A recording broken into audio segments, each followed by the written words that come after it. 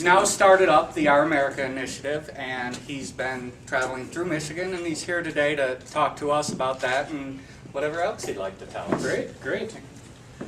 So I would like to tell you that first and foremost, I am an entrepreneur. I started a construction business in Albuquerque in 1974 as a one-person handyman, me. And in 1994, I actually had 1,000 employees, electrical, mechanical, plumbing, pipe fitting. Sold that business in 1999. Nobody lost their job. Business is doing better than ever. I had never been involved in politics prior to running for governor of New Mexico. New Mexico is 2-to-1 Democrat. I'm a Republican. I got elected as a Republican. I got reelected as a Republican. But I went and I introduced myself to the Republican Party 2 weeks before I announced. And what they said was, hey, we like you. We like what you've got to say, but you need to know that you'll never get reelected. It's just not possible. It's not possible to come from completely outside of politics and get elected. So there were really a few things that I said when I was running for governor.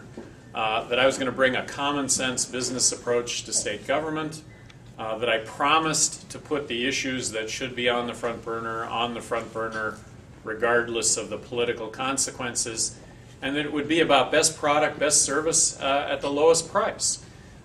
Just really common sense business approach to state government. I got elected and I got reelected. And there were three things I think that made me stand out nationally. One was the fact that I did veto 750 bills. Somebody said the other day, well, you vetoed 750 bills. That must have included line items. How many bills did you actually veto? Well, I actually vetoed 750 bills, and I took line item veto to like a new art form. And it wasn't about, I never said it was about saying no, N-O. I said it was about N-O-K-N-O-W. That it was stewardship of taxpayer dollars that got me reelected. That's what it was all about, that it was just plain common sense. Best for all. Politics last, issues first. And played by that for 8 straight years. The other thing that I was noted for nationally is I was more outspoken than any governor in the country regarding school choice. I believed that we needed to bring about competition to public education.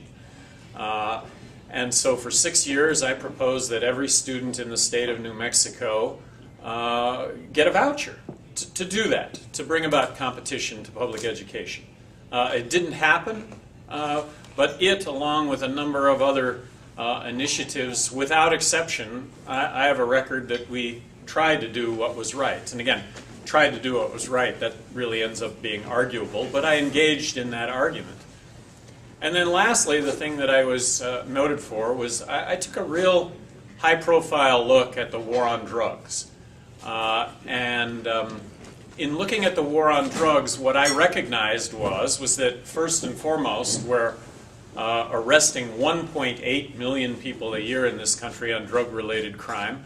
Half of what we spend on law enforcement, half of what we spend on the courts, and half of what we spend in the prisons is drug-related. So that's kind of my starting point. $70 billion a year, and what are we getting for it? Well, I wanted to take a high-profile look at it, and included in the solutions for what we're currently doing, I wanted to include legalization as a potential alternative to what we were doing.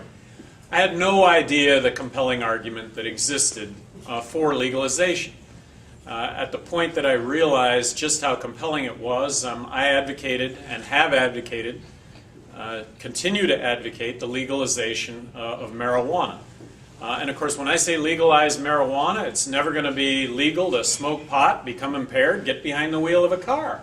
Never going to be legal to smoke pot, do harm to anyone else. It's never going to be legal for kids to smoke pot. Control it, regulate it, tax it. I haven't had a drink for 22 years. Best decision I ever made in my entire life. Would the world be better if no one were allowed to drink? Yeah, the world would be a much better place, but we tried that, didn't we? And it didn't work. Prohibition. I don't know why we can't draw the same correlation when it comes to marijuana. Control it, regulate it, tax it.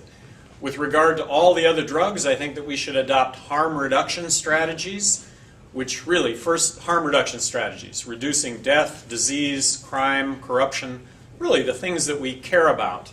Looking at the drug problem first as a health problem rather than a criminal justice problem.